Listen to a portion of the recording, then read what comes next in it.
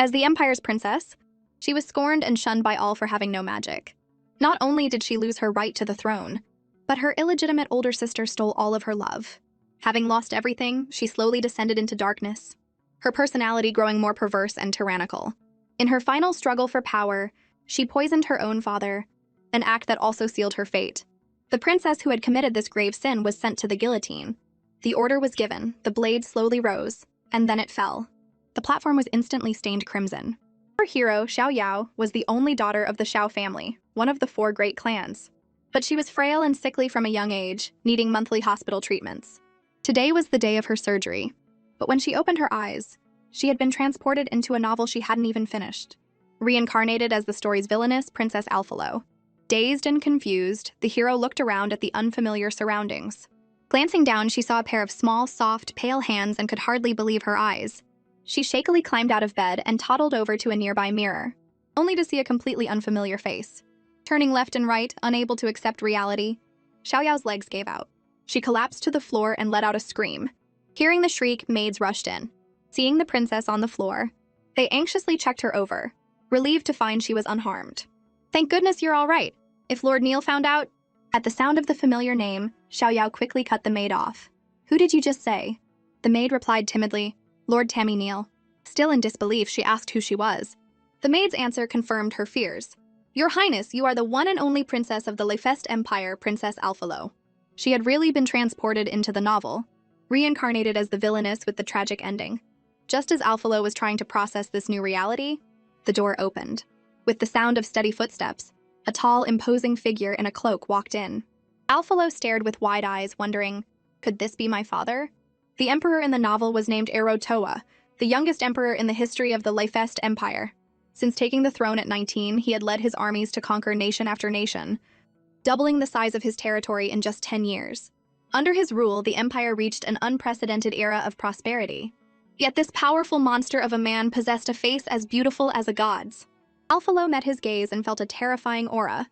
A single look from him was enough to make anyone tremble. No wonder the maids were so afraid of him. Erotoa coolly asked the maids what had happened. Learning that a hostage had upset the princess, he turned to Alphalo. Alphalo braced herself, expecting to be punished for the original princess's tantrum. Instead, a large hand gently rested on her head. "Are you hurt anywhere?" he asked, his voice surprisingly soft and kind. Hearing her father's gentle question, Alphalo quickly shook her head. His expression was warm and kind toward her, but when he turned away, his face instantly darkened. "A mere hostage dares to upset the princess?" he snarled, ordering the hostage to be brought before him. Erotoa waved a hand, and a man holding a magic staff stepped forward to heal Alphalo. Her body floated gently into the air. "So this is magic? What an amazing feeling." After the healing was complete, Erotoa walked over to her. "I'm glad you're okay," he said, his voice still soft. The novel described Erotoa as a cold-blooded, heartless tyrant, but seeing him now, he didn't seem so terrifying. Just then, guards dragged the hostage in, watching him get thrown roughly to the ground. Alphalo instinctively reached out to help him, before realizing her mistake and quickly pulling her hand back. So this was him, Prince Vidi of the Cern Lily Kingdom. Cursed for his naturally black hair and red eyes, he was considered a bad omen and sent to the Lefest Empire as a hostage at the age of 10. There, he was demoted to a guard and endured endless humiliation. In the novel, he offended Alphalo at age 12 and was sent back to his kingdom. The fate of a banished hostage was easy to imagine. Right now, he was kneeling tremblingly before the towering emperor. When he turned and saw Alphalo standing to the side, he glared at her with the same hateful eyes described in the book. Startled, Alphalo backed away. Before she could say anything, her father noticed the boy's glare and stepped in front of her. "How dare a mere hostage look at my daughter like that?" He declared that the boy's life would be the price for the princess's forgiveness. Seeing the defiant look on the boy's face, he added that the blood of the entire Cern Lily Kingdom and all its people would be even more satisfying. He then let out a scornful laugh. "This is the price for angering me." Alphalo was stunned. Just for looking at me, he angered this man? And for something so trivial, an entire nation is sentenced to death? There was no fairness, no human rights. The law was whatever the ruling class said it was, and no one dared to defy the monarch's tyranny. What kind of world was this? If this boy died because of her, if a war broke out because of her, Alphalo clutched her clothes. Wouldn't that make her just another one of these numb, cowardly people? "No!" she cried, gathering her courage and stepping in front of her father to plead for the boy. "It was my fault. I was careless. It has nothing to do with him." The boy looked back in shock. Is she helping me? A month had passed since that incident, and Alphalo had slowly come to terms with her new life. Still, the memory of the Emperor's expression that day sent a chill down her spine. Thankfully, he hadn't pursued the matter further. She couldn't believe she had dared to defy a tyrant in front of so many people. She'd almost thought her new life would be a short one. Alphalo wiped a bead of sweat from her brow and suddenly noticed a pair of eyes on her. Turning around, she saw Vidi staring, unable to look away in time. Alphalo flashed him a smile, her big, beautiful eyes sparkling. But from Vidi's perspective, she looked like a demon wielding a club with a wicked grin. He dropped to his knees with a grave expression, his face a mask of grim resolve. If this will ensure my people's safety, then let me make this one last contribution for them. Alphalo was completely bewildered. I don't know what you're thinking, but it's definitely not what I meant. Based on her observations, Alphalo discovered that the original princess was even more vicious than the novel had described. Almost no one in the entire palace dared to speak to her, not even her personal maids. Alphalo sighed. What kind of brat was the original owner of this body? To avoid her tragic end, Alphalo was determined to change everything, starting with the people closest to her. She walked over to Vidi and held out her hand. Vidi squeezed his eyes shut. So it's finally happening. But after waiting for a moment, nothing happened. He slowly opened his eyes to see a small pale hand trying to pull him up. Get up, she said. Before Vidi could react, Alphalo continued, I won't hit or yell at you anymore. I swear on my name as the princess of this empire. Seeing her firm, serious expression, Vidi was stunned. He couldn't understand why the once arrogant and cruel princess had suddenly changed. Was this just another one of her tricks? Vidi stood up on his own, ignoring her outstretched hand. The atmosphere instantly became awkward, and Alphalo slowly retracted her hand. Well, that's a truce, right? Sort of. Just then, a handsome and elegant man walked through the door, breaking the tension. From the maid's delighted greetings, she knew this was Tammy Neal. In the original novel, he was the only person who stayed by Alphalo's side from beginning to end. He did everything she asked, and even when everyone else had fallen for the heroine, he remained loyal to Alphalo, willing to sacrifice his life for her. As Neal approached, Vidi glared at him, faint scent of gunpowder hanging in the air. Neal ignored Vidi, walked to Alphalo, and knelt on one knee. I have returned, Your Highness. Looking at the report Neal brought back, Alphalo recalled the novel's heroine, Emma Glora Uros. Rumor had it she was the Emperor's child with a wealthy merchant's daughter from his younger days. Shortly after Emma was born, the merchant's family met with tragedy, and young Emma disappeared. Even though the lost princess was raised as a commoner, her noble blood couldn't be hidden. After returning to the palace, Emma quickly became the beloved elder princess. Even the ice-cold emperor was melted by Emma's warm, sunny disposition. Everyone loved her except for Alphalo. As the empire's once only princess, she felt replaced by the heroine's arrival. Jealous that Emma had stolen her father's affection, she began to antagonize her at every turn. One was a kind and gentle heroine, the other a willful and arrogant villainess. The outcome was predictable. In the end, the prince and princess lived happily ever after, while the wicked witch died scorned by the world. Thinking about it, Alphalo shuddered. What a miserable ending. If I just stay far away from the heroine, I should be fine, right? But from Neal's perspective, Alphalo's pretty little face was filled with worry, and his expression instantly darkened. Just as he was about to speak, he heard Alphalo ask, with an expectant look, when can I meet my sister? Neal was stunned by the sudden question. You aren't angry? Alphalo replied seriously that she would get along well with her sister. After all, who would be reckless enough to get on the heroine's bad side? The two of them were clearly not on the same page. After a moment of thought, Neal said darkly, I understand what you mean, Your Highness. No, you don't, Alphalo said in a panic. I didn't mean for you to do anything to her. But Neal hesitated. If we don't make plans soon, you will... Alphalo didn't understand what he meant. She glanced at Vidi and the maids beside her, and they all had strange expressions. Just then, Vidi let out a small scoff, catching her attention. Why are you laughing? Vidi avoided her gaze, but seeing her persistent stare, he reluctantly told her, You don't seem to know what's going to happen. After Vidi spoke, the atmosphere instantly grew heavy. You are the Emperor's daughter. From the moment you were born, you had to bear the responsibilities of royalty. If you can't be a winner who surpasses everyone else by 100-fold, then your fate. Vidi's fists, clenched at his sides, trembled uncontrollably. It will be the same as mine.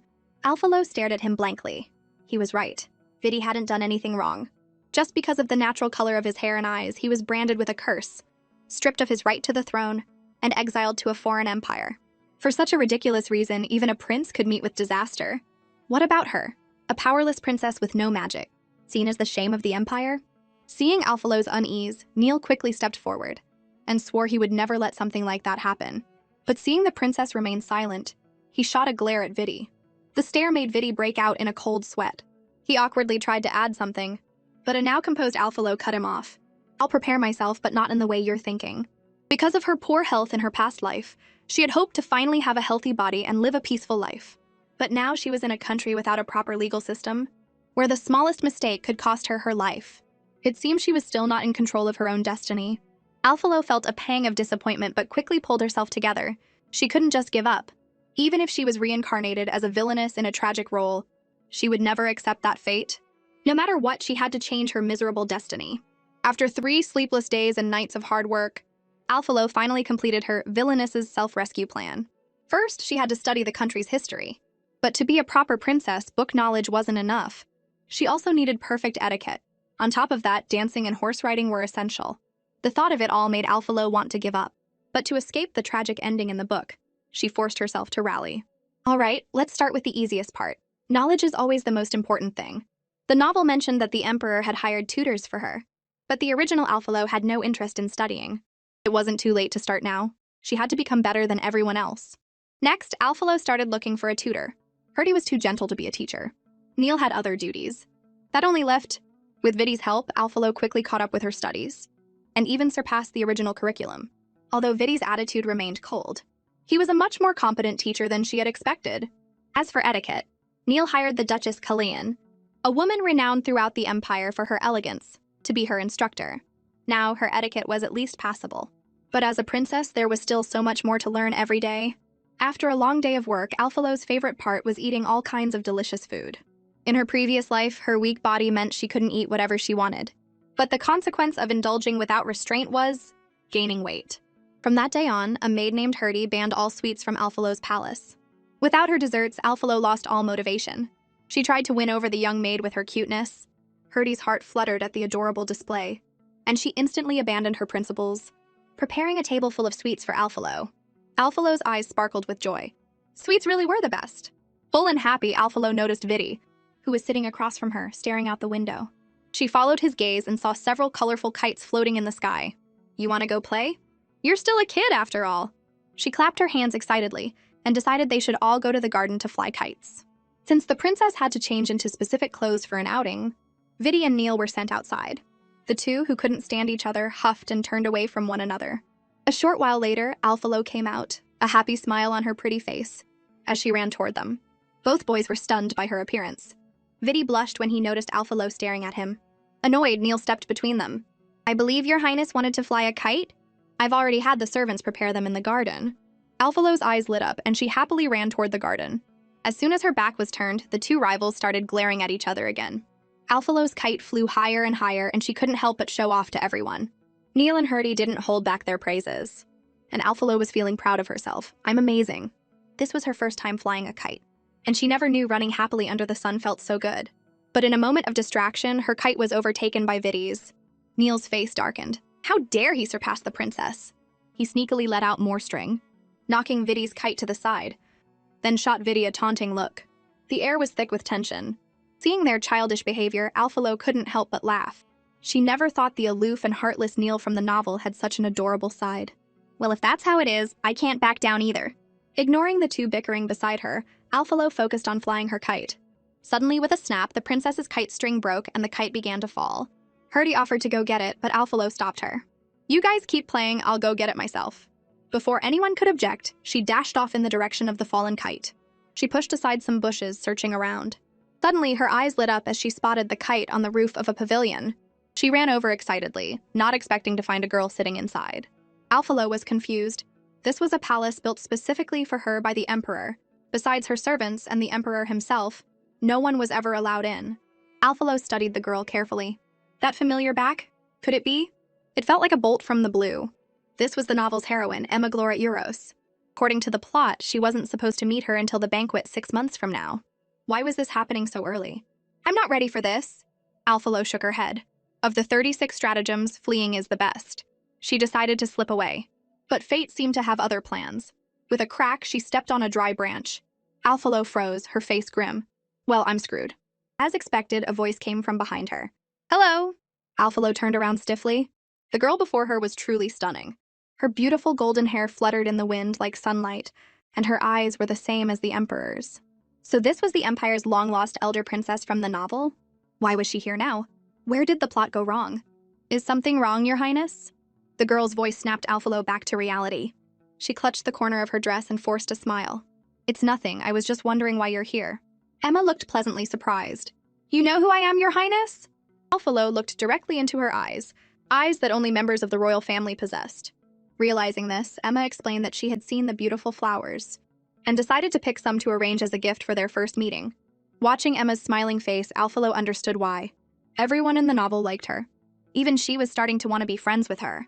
Just then, Neil's voice came from behind them. Using the princess's flowers to give to the princess? What a fine gift, Miss Emma. Neither of them had time to react to Neil's voice before Vidi also emerged from the side. He immediately went into protective mode, questioning Emma sternly. This is a palace built by His Majesty for the princess. No one is allowed to enter without permission. What is your purpose for trespassing? Emma was taken aback, but quickly explained, I'm sorry, I didn't know this was the princess's palace. I just saw that the flowers here were beautiful and wanted to pick some as a gift for her. Emma's tone suddenly became sad. His Majesty gave me permission to move freely about the palace, so I assumed I could come here as well. Since Emma hadn't been formally introduced yet, she couldn't call the Emperor father. A princess who grew up in the slums, constantly bullied. It was actually quite pitiful when you thought about it. Just then, someone walked over. What are you doing here? Alphalo turned and saw the Emperor approaching. Surprised. What's he doing here? Just then, Herdy peeked out from behind the Emperor. Your Highness, we finally found you, she said, jogging over to Alphalo. Did you find your kite? Alphalo then remembered why she was there in the first place, and pointed to the kite still stuck on the pavilion roof. She turned back to see the Emperor standing in front of Emma, and got excited. In the novel, this was the famous scene where the heroine meets the Emperor. She practically got out her popcorn ready for the show. But the two just stared at each other in silence. How was the plot supposed to advance like this? Just as Emma was about to call him father, Alphalo, holding a slice of watermelon, looked on with anticipation.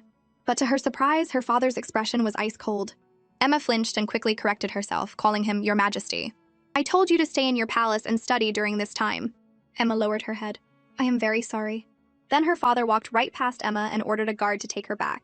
Emma looked like she wanted to say something, but then she saw the same man who had been so cold to her, crouched down in front of Alphalo, telling her not to worry. He then took Alphalo's hand and prepared to leave. As he turned, he said coldly to Emma, From now on, do not appear before the princess without my permission. Emma nodded, saying she understood. Alphalo glanced back at Emma, who was still standing there, and felt a strange sense of sadness. Alphalo looked at the flowers Emma had sent over a few days ago, feeling a bit puzzled. Is she trying to get on my good side, but why? Unable to figure it out, she frustratedly pushed aside the papers in front of her. She glanced at an invitation lying on the table. In a few days, the lavish banquet from the novel would take place. It was the event that started everything, where Emma would be formally introduced to everyone, showered with praise, and become the Empire's elder princess. And she would be ignored, becoming the person everyone hated out of jealousy and resentment.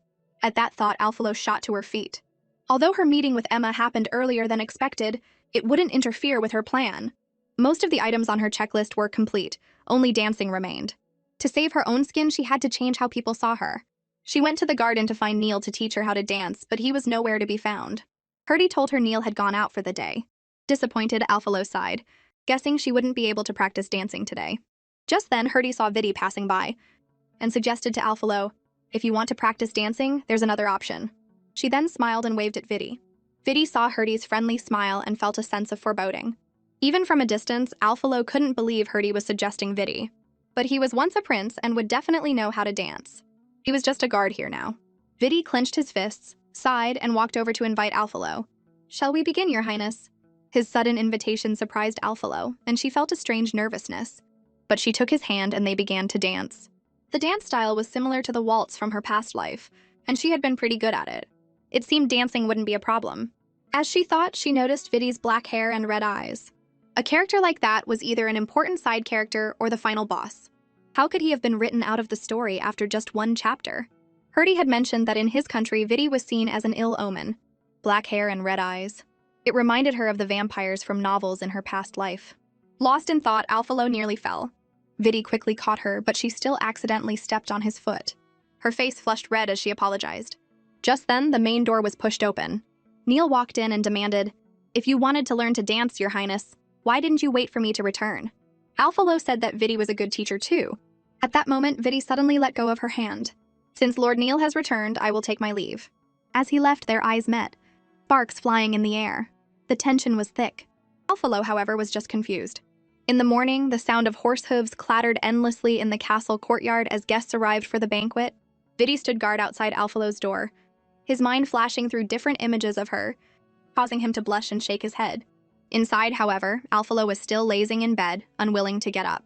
The sun was shining brightly outside. It was the perfect weather for another nap. She rolled over and went back to sleep. Suddenly, the door was thrown open by Neil. Alphalo shot up in bed with a start. Neil glanced at the time and waved a hand behind him. A group of maids swarmed in, closing in on her.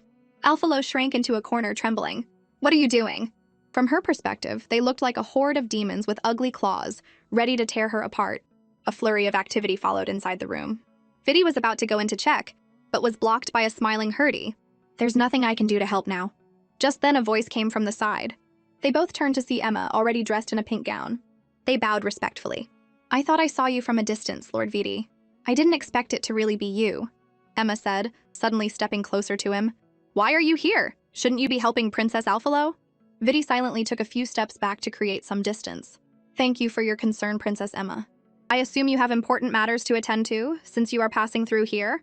Emma was about to speak when a guard beside her interrupted, whispering something in her ear. Emma then said she had to leave. Vidi watched her go, lost in thought. Hurdy suddenly commented, It felt like she was coming on to you just now. Vidi turned and walked away. Who knows? Inside, a resigned Alphalo was being dressed in a beautiful new gown. But due to her recent unrestrained feasting, she had clearly put on some weight and had to suck in her stomach just to get the dress buttoned. She let out a sigh of relief. Seeing Neil standing nearby, she quickly stammered that she was on a diet and hadn't been eating much, determined not to admit she'd secretly eaten an ice cream yesterday. Just then, Vidi and Hurdy walked in. Seeing the beautiful little princess, Hurdy couldn't help but praise her. Your Highness, you look like a goddess. Alphalo shyly lowered her head. You're exaggerating. Hurdy said if she didn't believe her, she could ask Vidi. Alphalo peeked at Vidi, who was staring at her intently. You look really beautiful, he murmured. Realizing what he'd said, he flushed and quickly turned away. Alphalo looked back expectantly. What do you think, Neil? Neil looked at her seriously, as if seeing someone else through her. You look like... Like? Alphalo was confused. Did Neil just say like? Like what? But he shook his head. Forget it. The upcoming ball was the most important thing right now. At the dazzling banquet, guests mingled endlessly. Everyone is here. Duke Vitovas is as handsome as ever. As he entered, people quickly gathered around him. I heard that the long-lost elder princess returned to the palace recently. The gossip caught his attention. The elder princess? Someone next to him replied, seeing his confused look. I heard she was brought to the palace right after that incident. The younger princess hasn't been seen since. The duke stroked his chin thoughtfully. Well, she has no one to blame but herself for being a useless waste. Maybe this banquet is to announce the elder princess's official status. The person turned to him expectantly. What do you think, Your Grace? The duke didn't give a direct answer, just a vague reply. At that moment, the emperor, dressed in his finest, turned to the girl beside him. Are you ready? Hearing her confirmation, he took her hand and walked toward the ballroom. Suddenly, an announcement rang out. His Majesty the Emperor and Her Highness the Princess have arrived. The crowd fell silent, looking toward the entrance with anticipation. They saw His Majesty Erotawa Uros leading Princess Alphalo by the hand. The woman who had just been gossiping paled. He didn't bring the elder princess? The guests bowed in unison as murmurs spread through the hall. Everyone had expected him to enter with the illegitimate elder princess, but he was holding Alphalo's hand instead. However, a single glare from the imposing father instantly silenced the room. Alphalo looked at him in awe, as expected of the emperor of the continent's greatest empire. One look is enough to scare everyone to death. Her father sensed her trembling and squeezed her hand, whispering, "Don't mind them." In the original novel, her father was a cold-blooded and ruthless man, but he was incredibly gentle with his daughter. Even up to his death, he never once resented Alphalo. How could she ever bring herself to harm such a good person? Alphalo thought to herself, in this life, let me be your daughter. Just then, her father formally announced the return of the long-lost elder princess. At the same time, the music started, and people began to dance and chat. The hall filled with lively conversation. Alphalo, however, sat bored in her seat, eating dessert. Even though she was a princess, her father had told her she didn't need to socialize with those people. Down below, Emma was laughing and talking with everyone, winning over many admirers. In contrast, Alphalo was high above them all, and everyone she saw quickly avoided her, their only impression of her being that of a spoiled, violent brat. How was she supposed to execute her reversal plan like this? Alphalo was still boredly eating a small cake when a guard approached and whispered something in her father's ear. Her father's expression changed. He turned to Alphalo and gently stroked her head. "Wait for me here, I'll be back soon." With that, he left the banquet. Alphalo finished the last bite of her dessert. "Finally, I can begin my reversal plan." Alphalo looked around, searching for a target. She saw Emma surrounded by a crowd of people. Of course, she's the heroine. I definitely can't go over there. She turned to go in the other direction. At that moment, Emma noticed the empty throne and froze for a second, but was quickly pulled back into conversation by the people around her. Everywhere Alphalo went, people scattered. She didn't know if they were avoiding her because she was a princess or because she was a powerless villain. Alphalo finally found her target. She took a deep breath, composed herself, and prepared to greet the trio of ladies gracefully. But before she could even finish her sentence, all three of them had vanished. Alphalo stood there, frozen in awkward silence for a few seconds. It seemed that in this world, having no magic was no different from having a contagious disease. Even a princess would be ostracized without it. Living in such an environment, it was no wonder the original Alphalo turned out the way she did. Then, she clenched her fists and rallied her spirits. If socializing wouldn't work, then dancing would have to. She quickly scanned the room for a suitable dance partner, and suddenly spotted Vidi hiding in a corner. Vidi noticed her at the same time and quickly turned his head away. Although Alphalo found it strange that Vidi was here, she quickly thought, well, there's a ready-made dance partner. Seeing Alphalo approaching with a wicked grin, Vidi bowed and quickly tried to leave. But she was determined, chasing after him until she finally caught him. Alphalo curtsied gracefully. "May I have the honor of this dance?" she asked, her eyes full of hopeful charm. Vidi sighed in resignation but accepted. "The honor is all mine, Your Highness." As the beautiful music began, the two started to dance, instantly becoming the center of attention. "I never knew the princess could dance so well. She used to be terrible. She's like a beautiful butterfly, every move filled with grace." Just then, her sister Emma noticed them and, not to be outdone, began to dance as well. The crowd murmured in admiration. "The elder princess has only been back for a short time, yet she dances so beautifully. No wonder the younger princess is trying so hard." For a moment, the two pairs were the stars of the banquet, showing off their skills. In the middle of the dance, Alphalo quietly asked Vidi, "Why are you here?" Vidi replied that Neil had sent him. Alphalo was confused. "What did he send you to do?" Vidi recalled Neil's instructions. "Your only mission today is to protect the princess. If I find out you've laid a single finger on her..."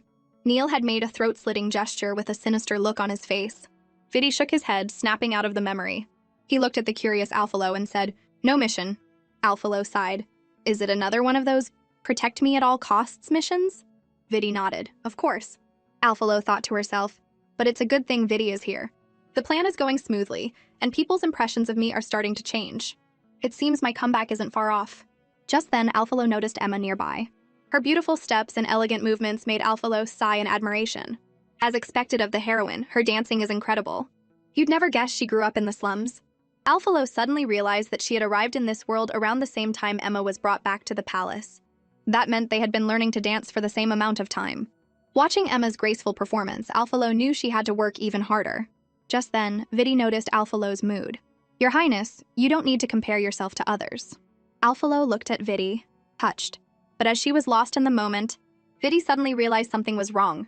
Vidi pulled Alphalo into his arms, dodging a falling Emma, who crashed hard onto the floor. Held tightly by Vidi, Alphalo looked around, her face flushing red, confused about what had just happened. The crowd gasped and began to whisper among themselves. Vidi looked coldly at Emma. "Princess Emma, you should be more careful when you dance. You nearly crashed into the princess just now." His words caused an uproar. Did Princess Emma do that on purpose? If she can't dance well, why is she dancing at all? Hearing these comments, Emma lowered her head, looking lost. Just then, Alphalo stepped forward and offered a hand to help her up. "Are you all right, sister? That must have hurt." The onlookers were surprised by her gesture. But Emma's knight suddenly swatted Alphalo's hand away. "Your Highness doesn't need to pretend to be concerned. If you hadn't moved out of the way, Princess Emma wouldn't have fallen." Alphalo was speechless. Wow, what kind of ridiculous logic is that? If I didn't move, I would have been her cushion. Just then, Vidi stepped in front of Alphalo, and the two men faced off, the tension in the air palpable.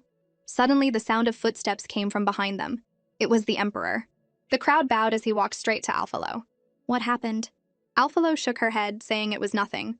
But her father's gaze turned dark as he looked at Vidi. Vidi immediately knelt and explained the situation. However, Emma's knight twisted the story, blaming Alphalo. It was the princess who almost bumped into Princess Emma. Alphalo was floored. The nerve of this guy to lie like that. If I wasn't the one involved, I might have actually believed him. Her father turned to Emma. Is that so? Emma looked helpless. It was just an accident. It had nothing to do with my sister. Hearing such a manipulative, two-faced response, Alphalo froze, anxiously looking at her father. He's not going to believe her, is he? However, her father said darkly, if you can't dance, then don't. He was even prepared to end the banquet. Then he turned to Vidi. You failed to protect the princess. This is your second offense. Vidi knelt in silence. As her father was about to punish him, Alphalo quickly grabbed the hem of his clothes. If Vidi hadn't pulled me away in time, I would have been the one who got hit, she explained, then deployed her secret weapon, her cutest puppy dog eyes. They looked at each other for a moment, and Alphalo's heart pounded. Is it not working? Finally, the emperor sighed and gave in. He announced that the banquet would continue, then picked up Alphalo and turned to leave. As they went, Alphalo waved discreetly at Vidi, signaling him to get away quickly. The emperor carried Alphalo to a quiet room and knelt in front of her, gently touching her cheek. Are you really okay with the banquet? Alphalo smiled brightly. I'm really fine. The emperor stroked her head. From now on, if you don't like these kinds of banquets, you don't have to attend any of them. Alphalo stared at her father, stunned. This was the first time anyone had ever told her that if she didn't like something, she didn't have to do it. Here, someone was willing to protect her, to tell her she didn't have to go to those annoying parties. Alphalo smiled happily. Okay, father. The two of them then happily enjoyed dessert together in the room. Suddenly, there was a knock on the door. A servant's voice came from outside. Your Majesty, Duke Vitovas requests an audience. The emperor was annoyed at having their sweet father-daughter time interrupted. He asked Alphalo, do you want to see him? Alphalo remembered from the novel that Duke Vitovas was the ultimate winner, the one who helped the main characters ascend to the throne. She didn't want to get involved with such a calculating person. She looked at the emperor with pitiful eyes and pleaded silently. The emperor chuckled and ruffled her hair. The princess is unwell and needs to rest, she will see no one. Outside the door, the Duke and Emma heard the emperor's voice. Since the princess is unwell, we will visit another day. The Duke put his arm around Emma's shoulder. Let's go back. Emma clenched her fists resentfully but followed him in silence. The Duke watched the silent Emma, a smile playing on his lips. A few days later, Alphalo stared at an invitation on her desk, completely baffled. Her father thought she liked socializing and had arranged a tea party for her. Hearing Neil's confirmation, she wanted to scream. It must have been because she casually said, I don't mind making friends and I get along well with others, a few days ago. All she said was that she didn't mind making friends. Alphalo flopped onto her back in despair. But then a thought struck her. Isn't this the perfect opportunity to change everyone's impression of me? Her father had taken her away from the last banquet early, so her plan was incomplete. She clenched her fists, her resolve hardening. This time I have to succeed. The day after confirming the tea party, the three of them went to the market to buy gifts. Alphalo looked around excitedly. I'm finally out! It was a good thing she had the excuse of preparing gifts for the tea party, otherwise her father would never have let her leave the palace. Alphalo suddenly remembered that when she had been asking her father for permission to go out, a servant had announced a visitor, and her father's expression had instantly become serious. He had then stroked her head and said, It seems I won't be able to go with you. Who could possibly make the emperor put her aside? She shook her head. Whatever, it has nothing to do with me. Time to shop. Just then, Neil pointed to an item in a shop and asked for Alphalo's opinion. She leaned in curiously and saw a ruby ornament in Neil's hand. It's beautiful. This would be a perfect gift for the tea party. Neil then declared grandly, We'll take them all. Before Alphalo could even react, the shopkeeper had already wrapped everything up with lightning speed. Suddenly, Vidi's voice came from behind them. We'll take all of these too. Alphalo turned around stiffly to see a mountain of goods piled in front of Vidi. The market vendors, sensing a golden opportunity, started hawking their wares. And those two idiots, Vidi and Neil, started a silent competition out of jealousy. Alphalo finally exploded. This is not the kind of shopping I had in mind. She then stormed off into the crowd and disappeared. Hiding in a corner, Alphalo breathed a sigh of relief, having finally shaken the two of them. Just then, a handkerchief was offered to her from the side. Are you all right? Alphalo turned to see a man in a hood had suddenly appeared beside her. When he lowered his hood, Alphalo froze. How can someone be this beautiful? Vidi and the others were handsome, but no one looked as ethereal as him. This must be what an angel looks like. Is something wrong? His question snapped her back to reality. She took the handkerchief and wiped the sweat from her forehead, secretly sizing him up. Someone like him seemed a lot like the male lead from the novel, The Son of the Holy Temple. Wait a minute. Could this actually be the male lead? Alphalo clutched the handkerchief, trying to act calm. Thank you for the handkerchief. I'll wash it and return it to you. The young man smiled and pointed to a small house ahead. I live there. Feel free to come find me if you need anything. Alphalo followed his gaze and saw a sign that read, House of Divination. Are you a fortune teller? She asked curiously. the young man thought for a moment. Technically, I'm more of an astrologer. I observe the stars. Seeing her curious and surprised expression, he invited her in. If you're interested, would you like to give it a try? Alphalo followed him into the house, where he took out a deep blue crystal ball to read her fortune. She watched, both nervous and excited. The young man spread his hands, silently chanted an incantation, and the crystal ball began to glow. Both of them stared at it seriously. Suddenly, the crystal ball emitted several intense flashes of light, making popping sounds as cracks appeared on its surface. Alphalo turned away, shielding her eyes. With a final crash, the crystal ball shattered completely. Staring at the broken pieces, Alphalo clasped her hands, feeling anxious. Does this mean I'm in for some terrible misfortune? The crystal ball shattered. How bad can it be? But the young man looked at the remains of the crystal ball with a knowing smile. You are very interesting. Alphalo was confused. What does that mean? Am I not going to die? The young man explained, someone has placed a very powerful restriction on you. The crystal ball broke because the person who placed the restriction won't allow me to read your fortune. Alphalo pressed him anxiously. Who placed this restriction on me? Why would they do that? The young man shook his head, saying he didn't know. Perhaps someone did it to protect you. He then smiled faintly. Or maybe it was for some other reason. I can't say for sure. Alphalo looked disappointed. She had just been curious and wanted to have some fun, but now she had discovered this restriction on her. Just then, the young man leaned in close. Alphalo flinched and held up her hands to create some space. What is it? The young man looked at her seriously. This restriction on you feels very familiar. Alphalo awkwardly turned her head away as his face got closer and closer. She panicked. Help! Someone please save me! Just as the young man's hand was about to touch her face, a loud bang came from the doorway. They both turned to see Vidi standing there, his face dark. Get your filthy hands off her, he snarled. Alphalo saw Vidi like a savior and ran over to him. How did you find me? Vidi looked apologetic. I'm sorry, Your Highness, I failed to protect you. Alphalo quickly waved her hand, telling him it wasn't his fault. She was the one who ran off. If she hadn't, she wouldn't have run into this weirdo. Vidi then stood protectively in front of her and demanded, Who are you? The young man gave a small laugh, looking completely innocent. Don't misunderstand. I'm just an ordinary astrologer from this house of divination. Alphalo thought, yeah, right. Ordinary. Vidi said apologetically, I'm sorry to have disturbed you. Thank you for taking care of my lady. Then he suddenly took Alphalo's hand. But I need to take her back now. The young man chuckled and walked over to Alphalo. I apologize if my actions startled you, my lady. He then produced a necklace from behind his back. As a token of my apology, please accept this lucky necklace. Alphalo quickly refused, saying she didn't need it. Vidi then led her away. As they left, the young man behind them smirked. You'll need it. At the same time, the necklace inside the box vanished into thin air. As they walked through the market, Alphalo looked at Vidi's silent, grim face and quietly called his name. Vidi looked upset. I'm sorry, Your Highness. As your guard, I failed to protect you. Alphalo quickly waved her hands. No, you arrived just in time. Just then, Neil ran over from a distance. Alphalo suddenly thought about what the young man had said about the restriction. What did it all mean? She was about to ask Neil, but seeing the crowded street, she changed her mind. I'll ask him when we get back. She took a few steps forward, then turned to look at Vidi, her hand still tingling where he had held it. Strange. Why do I feel a little disappointed? That night, exhausted from the day, Alphalo checked the gifts for the next day's party before going to bed. As she was sleeping soundly, a figure suddenly appeared at her bedside. The sudden light woke her up. She opened her eyes to see a beautiful woman floating by her bed, softly calling her name. Alphalo stared at the woman in shock and quickly scrambled backward. Who are you? Trespassing in the princess's chambers at night is a capital offense. Just then, the woman reached out to her. Alphalo flinched back in fear, bumping her head. This person managed to get past the guards and into my room. She can't be ordinary. Is it an assassin? Alphalo squeezed her eyes shut, bracing for the end. But instead, the woman gently caressed her cheek. Alphalo looked at her in confusion. Who are you? Suddenly, a mysterious force separated them. Alphalo reached out to grab the woman, but she vanished into thin air. Just then, Neil, hearing Alphalo's voice from outside, pushed the door open. Alphalo stared at the spot where the woman had disappeared, bewildered. Was that some kind of magic? Neil softly asked Alphalo, Did you have a nightmare? Alphalo waved her hand. I'm fine. You should go get some sleep, Neil. But Neil offered to stand watch for her, saying she could call him if she had another nightmare.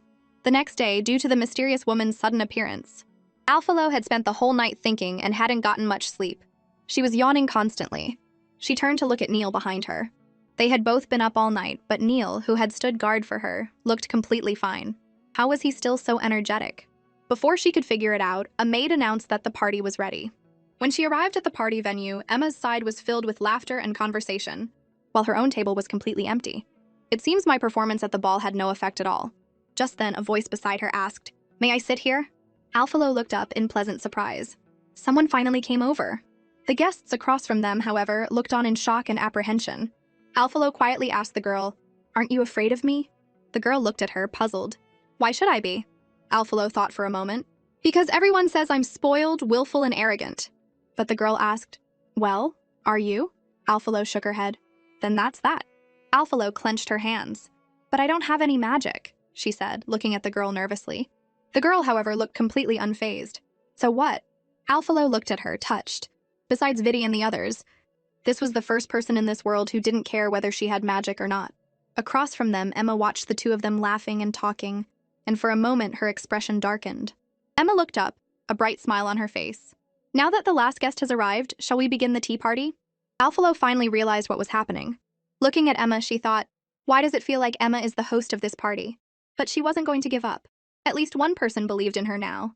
The party officially began. Alphalo gestured to Hertie, and maids brought out gifts. "These are presents for all of you. Thank you for coming to my tea party." The guests looked at each other, surprised that the arrogant princess would prepare gifts for them. Alphalo quickly added, "You can open them." But no one moved. Alphalo felt a pang of disappointment. They won't even accept my gifts? Just then, the girl beside Alphalo, Blair, opened her box and was surprised to see a long whip inside. Alphalo explained, "The daughter of General Astor's family has been training in martial arts since she was young and has a fondness for whips. I thought this ruby-adorned whip would be perfect for Miss Blair." Someone from the side scoffed, "Who gives such a crude thing as a gift to a noble lady?" But Blair cleared her throat and said, enunciating each word, "I love it." Then the other guests started opening their boxes and were amazed to find gifts that were exactly what they wanted. Alphalo breathed a sigh of relief. It seems everyone likes them. All that research into their preferences paid off. Erasing everyone's prejudice against her was just around the corner. Just then, Alphalo noticed that Emma hadn't opened her gift yet. "Aren't you going to open it, sister?" Emma just smiled. "There's no need. A gift from you is sure to be wonderful." Alphalo watched the chatting guests and couldn't help but think, being around these ladies makes me feel more elegant. Just then, one of the girls, holding the book Alphalo had given her, approached and asked, "Have you read this book too, Your Highness?" Alphalo froze. The girl, however, continued excitedly, "I can't believe you've even read this book." Alphalo quickly waved her hands. "No, I haven't. Don't say that," she answered awkwardly, admitting she hadn't actually read it. Just then, Blair came to her rescue. "The princess is only 12. She has just started studying introductory books." Alphalo looked at her gratefully. "Yes, exactly." The girl apologized, but her next question was still about books. Alphalo stared at her stiffly. Is this girl a bookworm or what? Soon, everyone was excitedly discussing the contents of the books, and Alphalo couldn't get a word in. She had been so focused on learning noble etiquette recently that she had neglected the fact that a real princess needed knowledge. She couldn't just be a pretty face with an empty head. To become a proper imperial princess, to shed the title of useless, she had to learn everything a princess should know. Only then could she truly control her own destiny. Time flew by, and in the blink of an eye, Alphalo was 14. Today was her 14th birthday banquet. At the lively and magnificent party, guests crowded around to give her their gifts. Overwhelmed by the crowd, Alphalo was struggling to keep up. Just then, Emma linked arms with her. "The ball is starting. You promised me the first dance." As the music began, the two of them walked to the dance floor and began to dance. The crowd watched in awe. "I can't believe the two princesses are dancing together. I was hoping to ask the princess to dance." Alphalo felt a little helpless. She had already heard at least 6 people say they wanted to ask her to dance. It was a good thing she had cleverly chosen to dance with Emma. Otherwise, she wouldn't have known how to turn them all down. After the dance, they smiled at each other. Just then, a round of applause came from the side. The two princesses dancing is truly a sight to behold. Emma curtsied gracefully. "Duke Vitivas, it's a pleasure to see you." Hearing the name, Alphalo remembered from the novel that Duke Vitivas Ramrose was the emperor's younger brother, a gentle and charming man. In the novel, he helped the main characters multiple times, and was also the one who caught Alphalo trying to poison the emperor, sending her to her execution. Alphalo clenched her fists, thinking, "I'm behaving myself now. I shouldn't be sent to the executioner's block again, right?" Watching the two of them chat, she suddenly remembered that the Duke was the one who had brought Emma back. "Emma loved the book you sent the other day, Your Grace, but it was a bit difficult. I'm still finding it a little hard to read." The Duke smiled faintly. "That's all right. Princess Emma can take her time studying it." Emma bit her lip, lowered her eyes, and quietly agreed. Alphalo watched them, puzzled. Why does it feel like they're speaking in code? Just then, the Duke bowed to leave, but after a few steps, he turned back to Alphalo. "Your gift has been sent to your room, Your Highness. I'm sure you'll like it very much." Alphalo thanked him politely and breathed a sigh of relief. He's finally gone. Talking to him is exhausting. That night, Alphalo lay tiredly on her bed. Neil, who was beside her, reminded her that she hadn't opened her gifts yet. Alphalo sighed and called for Vidi and Herdy. "Let's open them together." Herdy unwrapped a gemstone. Vidi recognized it as a holy stone from the church. Neil checked the list. "It's from Duke Vidavas." Alphalo looked at the holy stone, confused. "What does he mean by sending me this?" Neil recalled hearing that when the Duke found Princess Emma, the Emperor offered him a reward, but he refused everything except for a holy stone from the church. Alphalo thought about it for a moment, then gave up. "Well, if I can't figure it out, I'll just put it away for now." The next day, as Alphalo was writing thank you letters for her gifts, a drawer suddenly emitted a dazzling light. Alphalo opened the drawer to find the holy stone glowing brightly. At the same time, a bookshelf also began to glow. Alphalo went over and moved the books aside, revealing a hidden indentation. Looking at the holy stone in her hand, she decided to place it in the slot. The stone instantly flared with a blinding light, and Alphalo quickly turned away, shielding her eyes.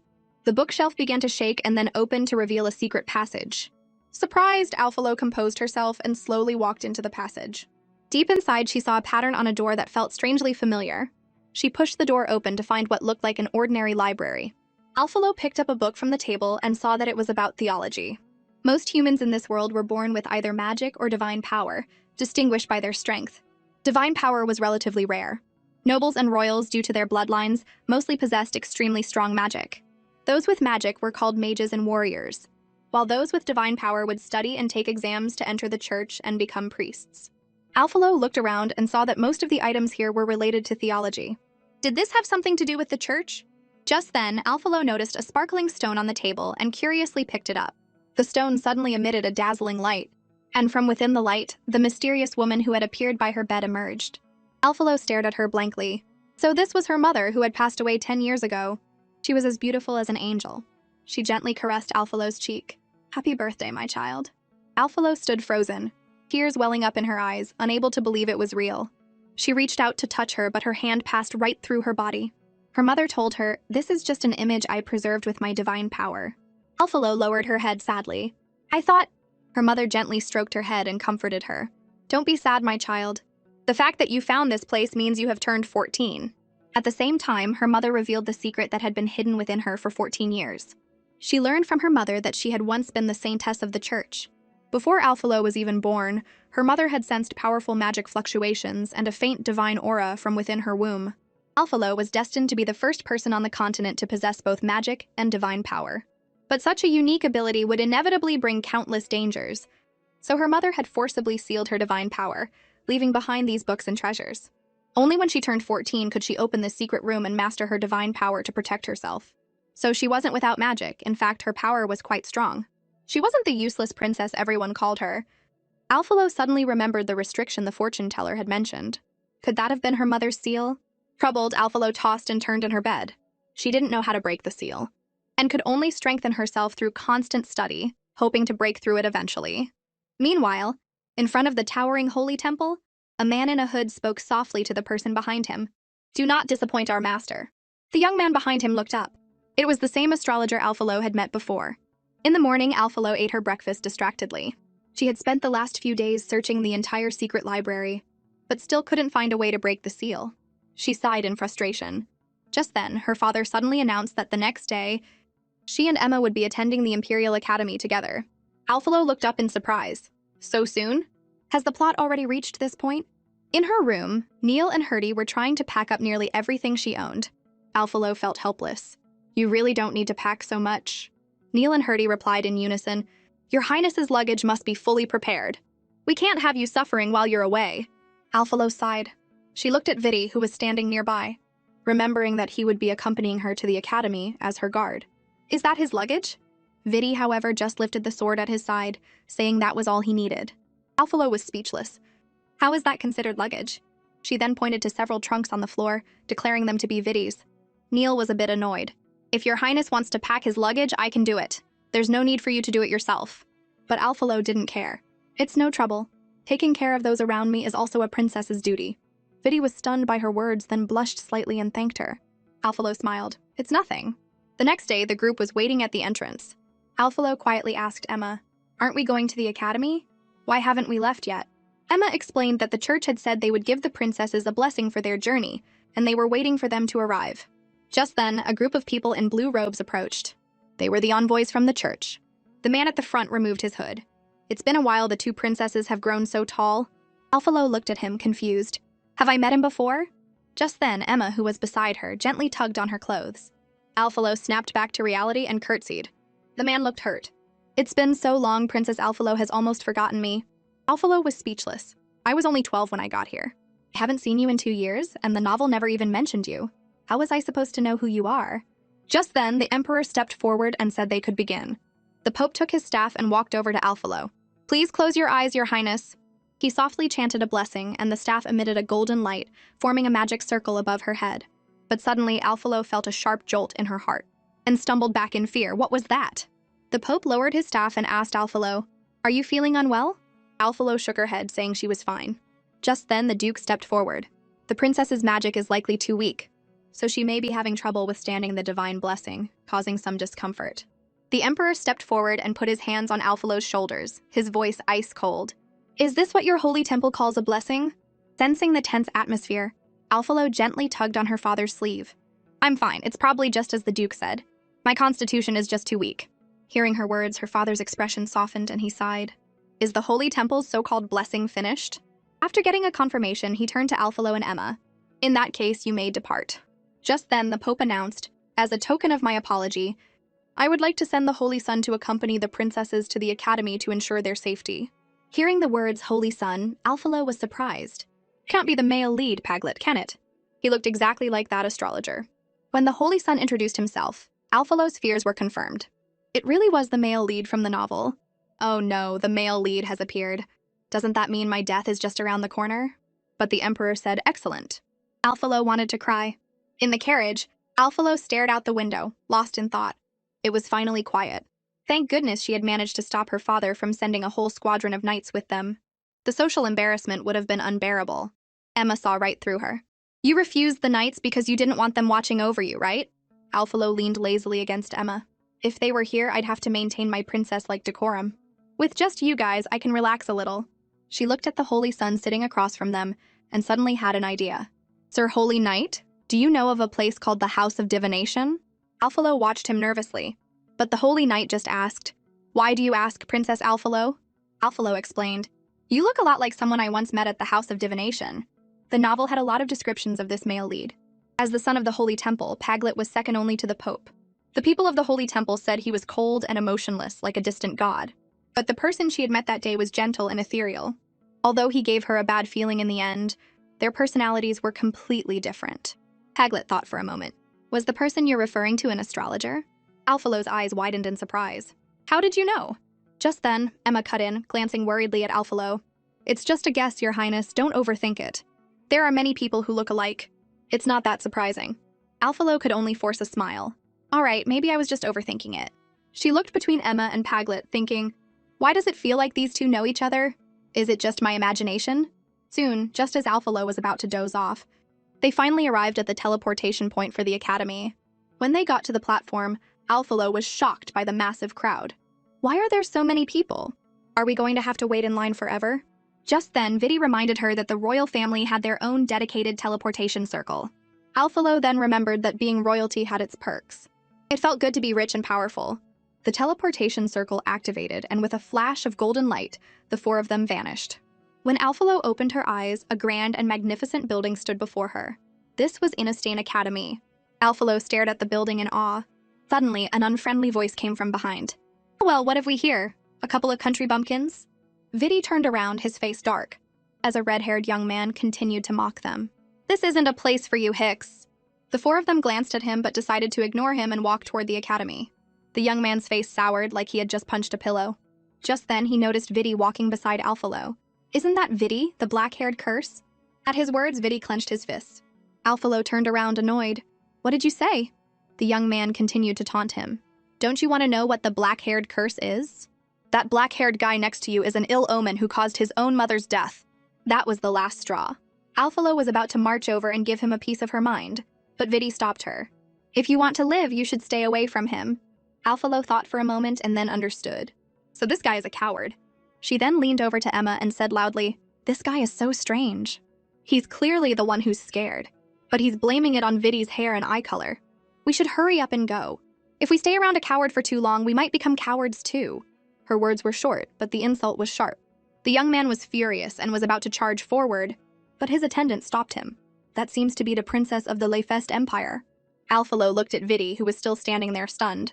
"What are you waiting for? Let's go." Vidi watched her walk away, then followed after her, his face flushing. The group walked on, laughing and joking. Just then, Alphalo noticed Vidi walking silently beside her. "What's wrong?" Vidi hesitated. "Aren't you afraid that I'm the black-haired curse and will bring you bad luck?" Alphalo thought for a moment. "Just because you were born with black hair, they think you're an ill omen? Isn't that the case?" Alphalo thought to herself, "If that's the reason, then the world I came from must be full of bad omens." The novel didn't say much about Vidi after Alphalo had him sent back to his country. Given this world's prejudice against black hair, if he went back, oh, that's too tragic to even imagine. Alphalo stood in front of Vidi and told him to lower his head. Then she gently stroked his hair. "It's okay. They're just a bunch of cowards who judge people by their looks. If they say you're a bad omen because you have black hair, then by that logic, wouldn't golden-haired Emma be an angel and silver-haired Paglet be an archangel?" Emma laughed at Alphalo's description. "You can't describe people like that." Paglet then asked, "Then what would that make Princess Alphalo with her white hair?" "She's my goddess of luck," Vidi interjected. The air was suddenly thick with the sweet scent of romance. "I've seen enough, I ship it." Emma couldn't help but tease the two of them, and they both blushed and turned away. "Registration is about to start, we should hurry," Vidi said. As Vidi ran ahead, she couldn't help but touch her own hot cheeks, her heart fluttering. "Oh my god, what was I just doing? I think my heart just skipped a beat." After filling out their registration forms, the group chatted as they walked toward the dorms. When they reached a fork in the road, they had to part ways. Alphalo and Vidi had signed up for the Warrior Academy, while Emma and Paglet were in the Mage Academy. Alphalo opened her dorm room door and was delighted to see a familiar face. But before she could get excited, a voice from the side interrupted. "Is this that useless princess?" She turned to see a short-haired girl holding a tube of lipstick, frowning at her. "Mifala!" Blair snapped. The girl just shrugged. "Am I wrong? She has no magic. What is she if not useless?" Alphalo looked at her and said seriously, "Having no magic just means I can't learn magic. I can still learn swordsmanship. I don't think swordsmanship requires much magic, right?" Seeing the determination in Alphalo's eyes, the girl didn't say anything more and introduced herself. "Mifala Mesvito." She then pointed to the girl beside her, "And this is Marilia." The next day, at the new student assembly, everyone was bored as they listened to the person on stage drone on. Vidi, who was being ostracized by his roommates because of his ominous black hair, ended up sitting with Alphalo and her friends. Luckily, her roommates didn't seem to care about Vidi's hair color. After the speaker on stage finished, the new student representative from the Mage Academy took the stage. A golden-haired figure walked to the podium. "Hello, everyone. I am the new student representative from the Mage Academy, Emma Glora Uros." Alphalo watched Emma on stage and couldn't help but sigh. As expected of the heroine, she's the center of attention no matter where she goes. Just then, Blair suddenly said she had to leave. Mifala yawned impatiently. "How much longer is this going to take?" Vidi checked the schedule. "It should be over after the Warrior Academy representative speaks." Just then, it was the Warrior Academy's turn, and the person who walked on stage surprised everyone. It was Blair.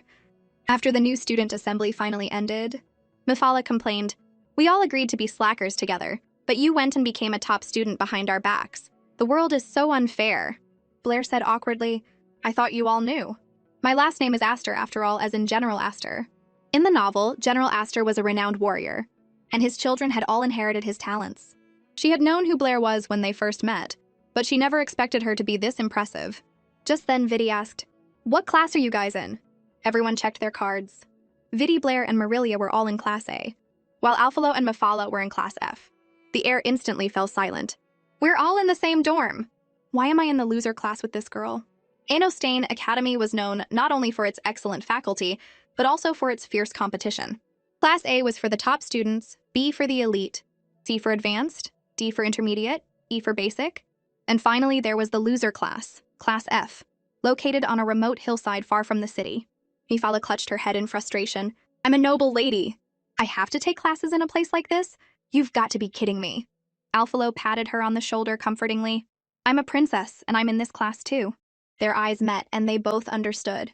There was only one thing to do, accept their fate. Just then, a voice came from behind them. "Hello, my dear loser young masters and ladies." Everyone turned to see a man with an eye patch looking at them playfully.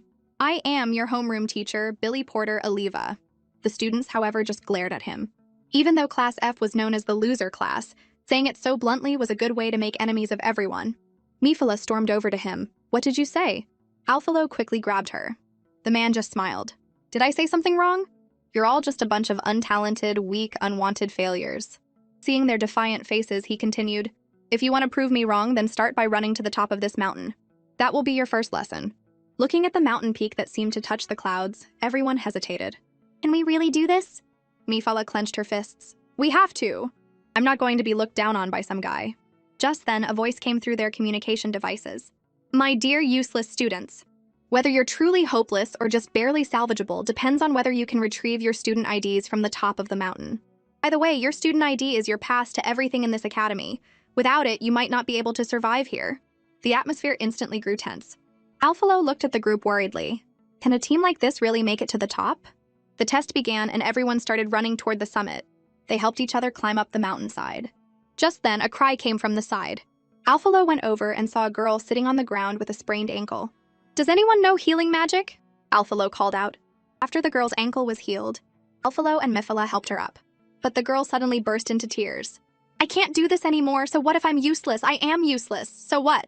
Mifala slapped the girl across the face and looked at her coldly. "Say that again." Alphalo quickly pulled her back. Mifala continued, "If you're content with being useless, then be useless for the rest of your life." With that, she turned and left. Alphalo watched Mifala's back, remembering this part of the novel. Alphalo and Mifala had a big fight, and she became friends with a girl named Shirley.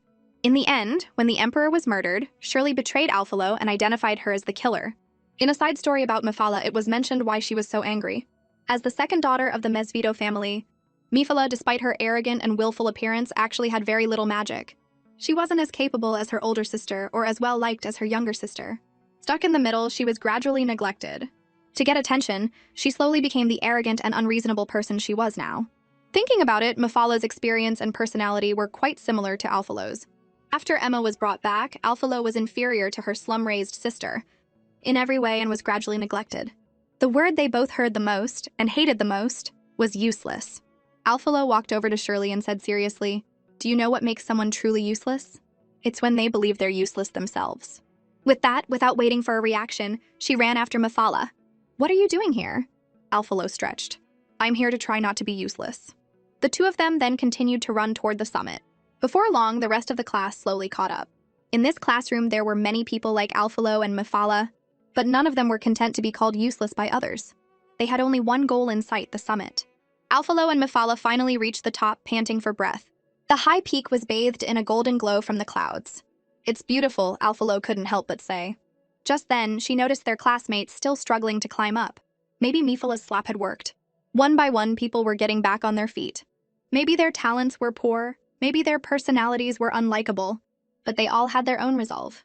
The climb might be hard, but no matter what, they would all reach the top. After the test, classes officially began.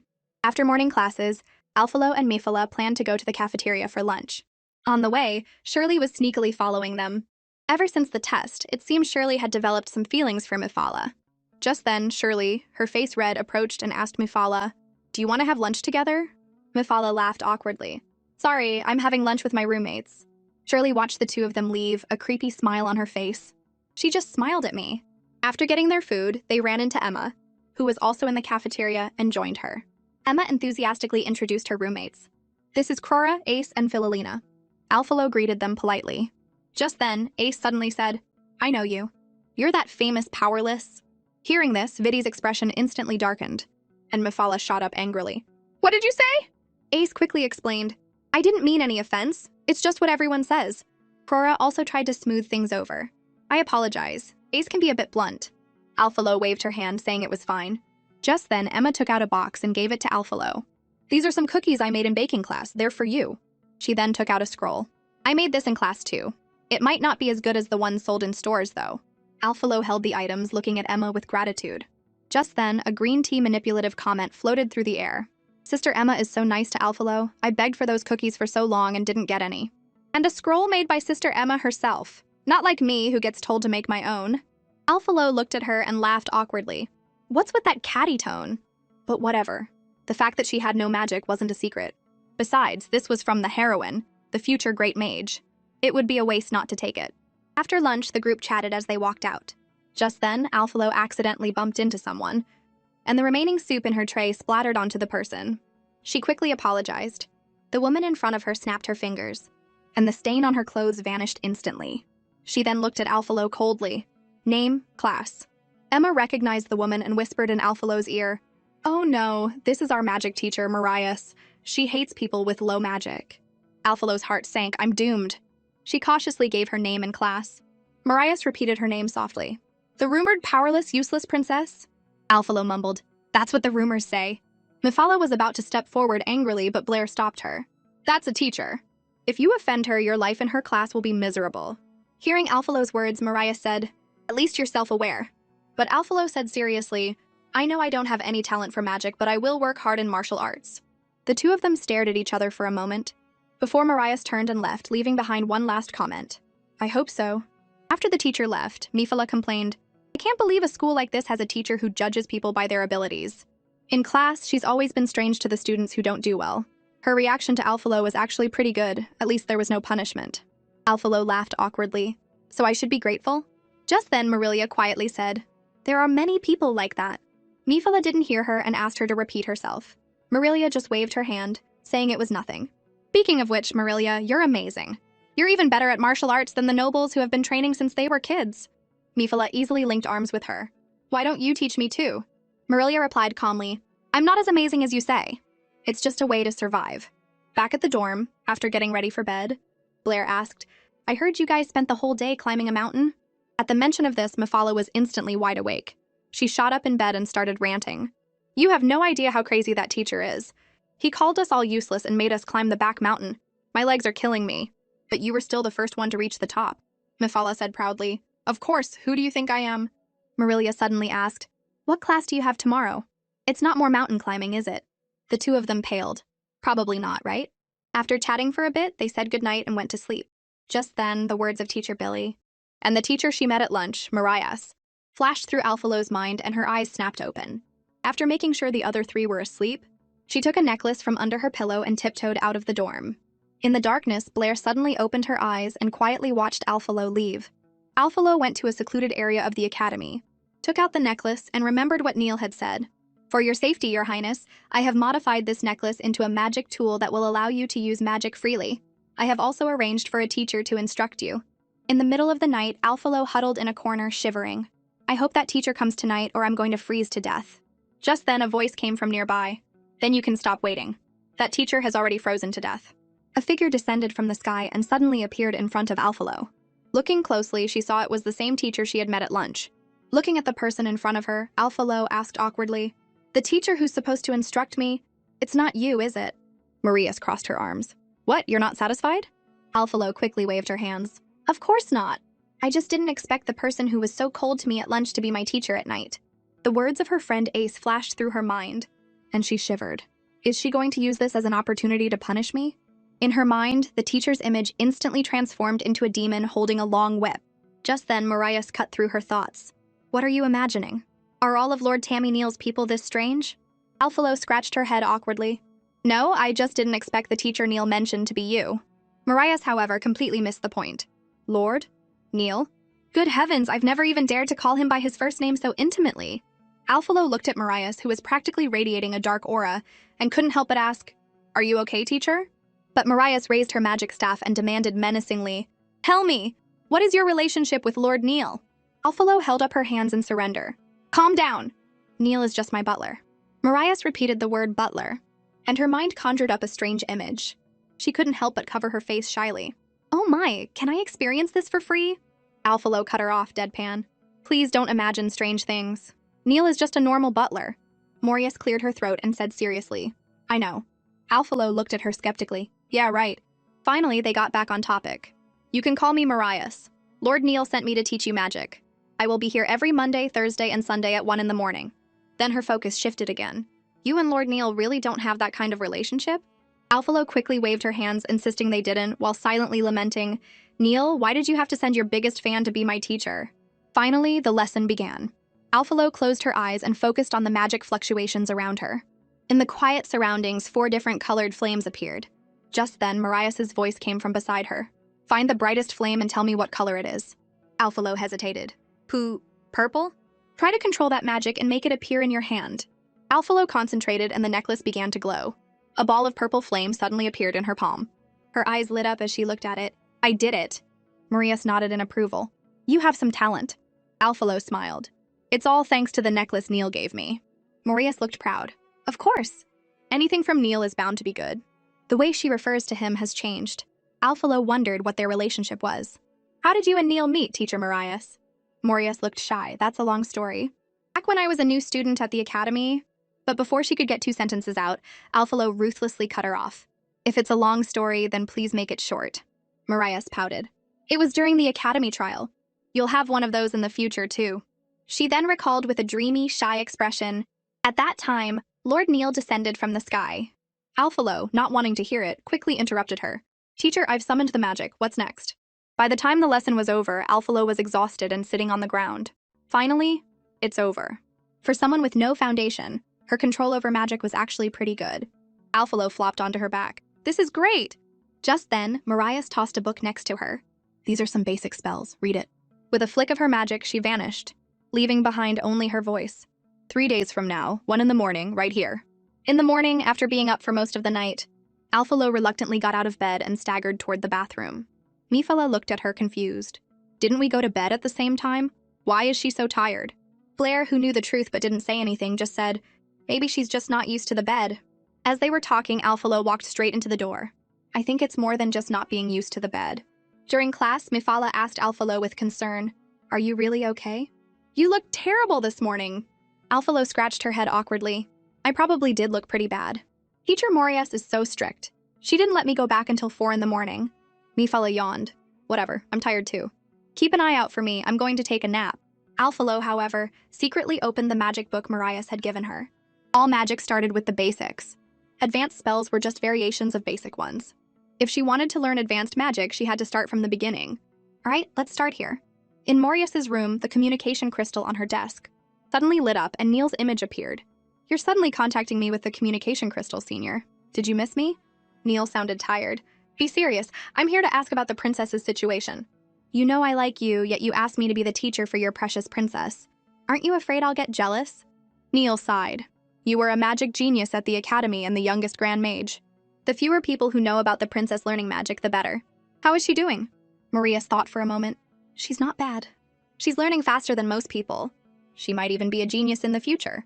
Meanwhile, after meeting Teacher Marias, Alphalo began a grueling routine of enduring Teacher Billy Porter's demonic training during the day, and Teacher Marias's demonic training at night.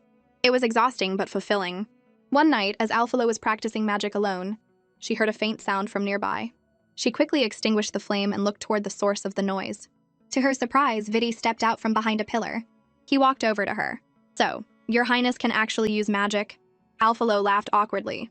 You could say that. She couldn't help but wonder, what's Vidi doing here so late at night? It was a good thing Teacher Marias had already left. She had been so absorbed in her practice that she hadn't noticed she had stepped outside the protective barrier.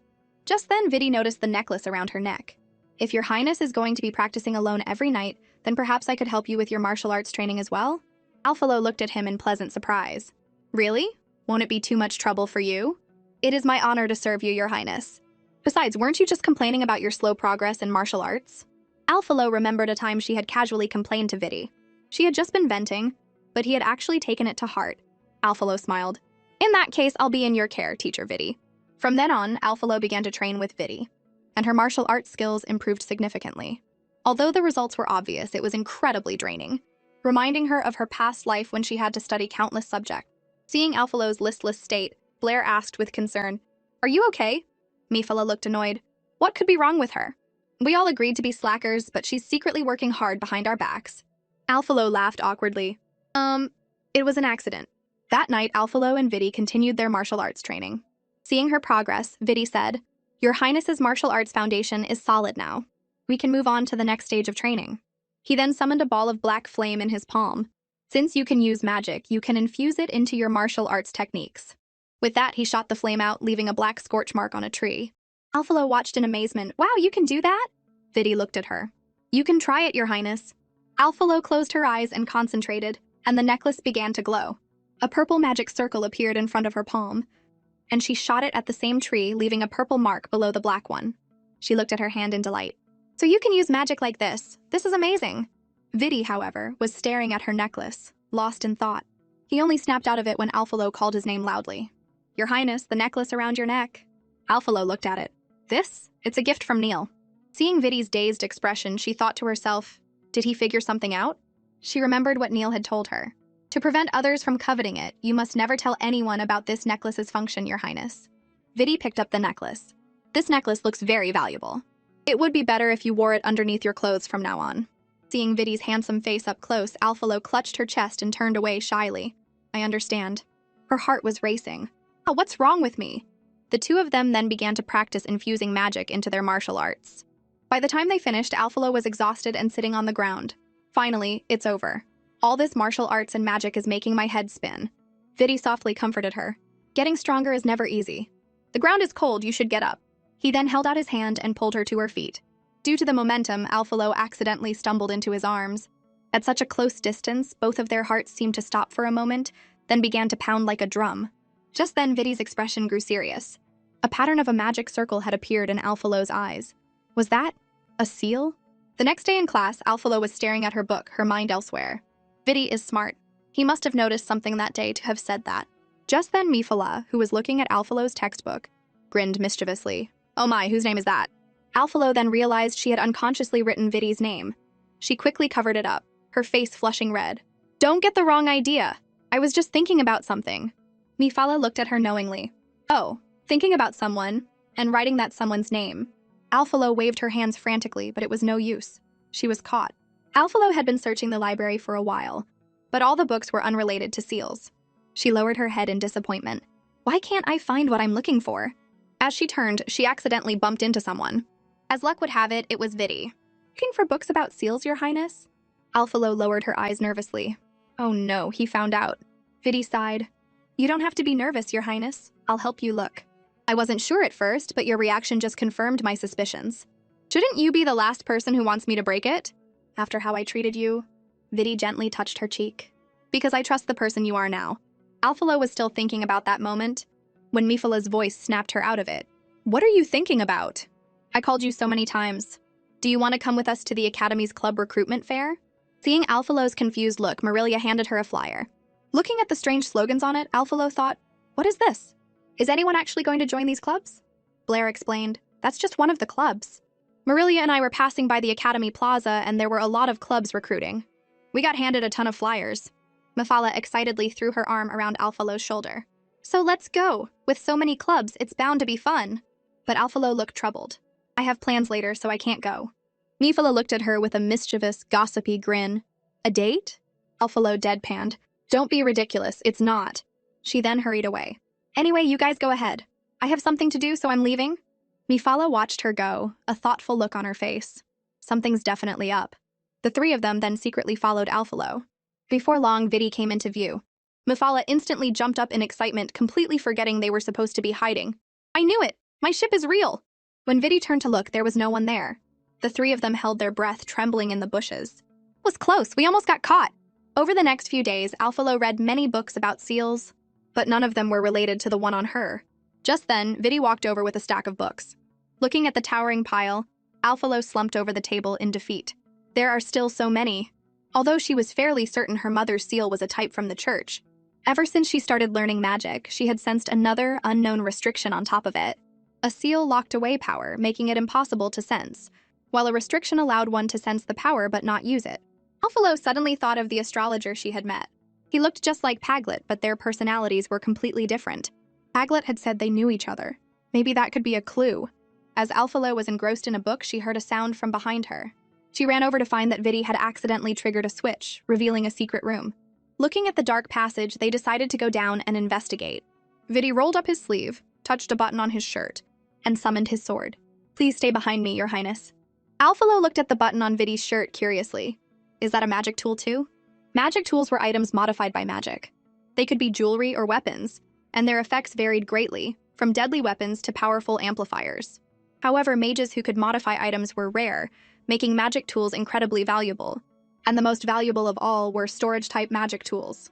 As Alphalo was thinking, they quickly reached the secret room. Looking at the empty surroundings, she guessed, according to the laws of novels, a secret room like this either holds a terrifying monster or some rare treasure, and these places always have countless traps. Alphalo took a gold coin from her pocket and tossed it forward. It was instantly incinerated by a burst of flames. There really are traps. It seems reading all those novels paid off. Vidi looked at the scene before him and tightened his grip on his sword. Please stay close to me for the rest of the way, Your Highness. Alphalo looked at Vidi's back and couldn't help but swoon. Oh no, he's so handsome. Vidi kept Alphalo behind him as he cautiously moved forward. Suddenly, a volley of arrows shot toward them. Vidi quickly used magic to block them with his sword, then levitated the sword and scooped Alphalo up, running forward. Just then, Alphalo saw another wave of arrows coming from behind and quickly warned him. Vidi immediately turned, deflected the arrows, and retreated with Alphalo in his arms.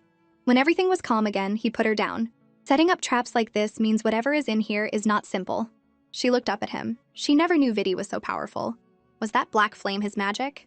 She had never seen black magic before. Vidi froze for a moment, then lowered his eyes, hiding his emotions. But it is, after all, the ominous dark magic. Most people on the continent were born with some amount of magic. Commonly the natural elements, but also mutated magic like lightning and ice. Rarer was light attribute magic, also known as divine power. And dark magic was even rarer than divine power, the only force that could rival it. Alphalo muttered to herself, no wonder he's so strong. She knew she would likely have to confront the church in the future. So she smiled brightly at Vidi. Let's go. With you protecting me, I feel completely safe. The two of them then continued deeper into the secret room. Before long, they reached the end. Alphalo leaned against the wall, panting. There are way too many traps in this room. Vidi took off his jacket and draped it over her. Floor is cold. Be careful not to catch a chill. Seeing his shy, blushing face, Alphalo couldn't help but smile. But after all that, I've realized how weak I really am. I couldn't help it all. We only survived because of you. I'm so weak. Vidi frantically tried to comfort her. You've been working very hard, Your Highness. There are just too many traps here. There must be something important inside. Hearing this, Alphalo suddenly remembered that the original novel mentioned a forbidden grimoire hidden in the academy. The church had been searching for it for years but had never found it. Maybe it was hidden somewhere in this secret room. As she was thinking, her hand accidentally rested on a particular floor tile, and a secret door suddenly opened behind her. Caught off guard, she fell backward. Vidi quickly reached out and grabbed her wrist, then twisted around to shield her with his own body as they fell, cushioning her fall. Alphalo sat up, her head spinning, only to realize she was sitting directly on top of Vidi. She instantly scrambled off him and sat to the side, trying to act calm, but inside she was screaming. What do you say in a situation this awkward? I'm so embarrassed I could dig a hole and live in it. But that brief moment, she thought she felt his chest muscles. He seemed to be in really good shape. It's a shame she didn't get to properly appreciate it. Just then, Vidi moved closer, interrupting her thoughts. Your Highness, I think we're trapped. Alphalo looked around. They were surrounded by high walls with no seams. I must have gotten too excited and accidentally touched a trap, which is why we fell in here. We should look for an exit. They searched for a long time but found nothing. Alphalo flopped onto the ground in defeat. There's nothing here. Vidi leaned against the wall. Let's rest for a bit and think of a plan. But Alphalo suddenly started talking. Actually, if I hadn't said we should go into the secret room, we wouldn't be trapped here, right? If I were stronger, you wouldn't have had to work so hard to protect me, right? If I hadn't touched that trap, we wouldn't have fallen down here. Seeing her slowly lose her senses, her expression becoming frantic, Vidi quickly grabbed her shoulders. Your Highness, you're not acting right! It's all because of me that we're trapped here waiting to die. If it wasn't for me. Vidi sensed a trace of dark magic. When had she been affected by it? Although dark magic could be absorbed, Vidi gritted his teeth, and after a moment of hesitation, he seemed to make up his mind. Forgive me, Your Highness. He then leaned in and kissed her. It felt as if all sound had disappeared, leaving only the deafening pound of her own heart. After he had absorbed all the dark magic from her body, Alphalo's eyes cleared, and then she went limp and fainted. Vidi quickly caught her. A short while later, Alphalo woke from her coma, asking Vidi in a daze, What happened to me? Vidi explained, You were corrupted by dark magic and almost took your own life. Alphalo was shocked and clutched her chest in fear. I actually had suicidal thoughts. Dark magic was said to have the power to bewitch people and bring out their darkest thoughts. She shivered. It was terrifying. Did you pull me out of it? Hearing this, Vidi stiffened and quietly replied, Dark magic can absorb dark magic. Alphalo then understood. But seeing Vidi's beet red face, she couldn't help but wonder, is absorbing magic that difficult?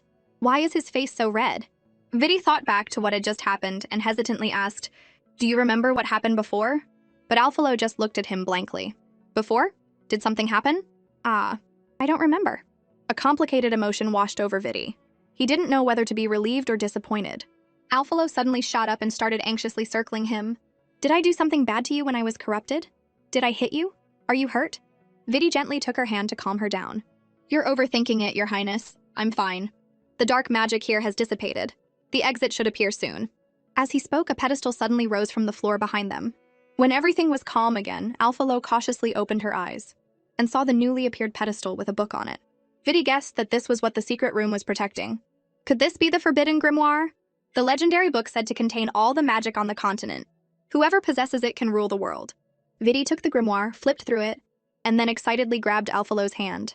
"Your Highness, there's a high chance this book has a way to break the seal on you." But Alphalo's attention was on their tightly clasped hands. They both quickly let go, turning away to hide their pounding hearts. Vidi's face was bright red, and he was annoyed at himself. "Damn it, what was I just doing? I hope Her Highness didn't get the wrong idea." He cautiously peeked at Alphalo, but his gaze involuntarily drifted to her soft pink lips. He slapped himself on the head. "Get a grip. What am I thinking? Stop it." Alphalo peeked out from behind him. "Are you okay?" Vidi composed himself and turned back, trying to act calm. "I'm fine, Your Highness. I just looked through this book. It's full of magic-related things, even ancient spells. If we take this back, we'll be able to break the seal on you in no time." Alphalo thought about it. A grimoire containing all the magic on the continent would surely have information about magic seals. But would the Academy let them take it? Whatever, I'll think about that later. For now, I need to find a way to break this seal. Just then, a loud rumbling sound echoed through the room. Before they could react, the wall suddenly crumbled, creating a large hole. An old white-haired man in a mage's robe walked in. "Princess Alphalo, are you all right?" Alphalo recognized the man and bowed respectfully. "Headmaster, thank you for your concern. I'm fine."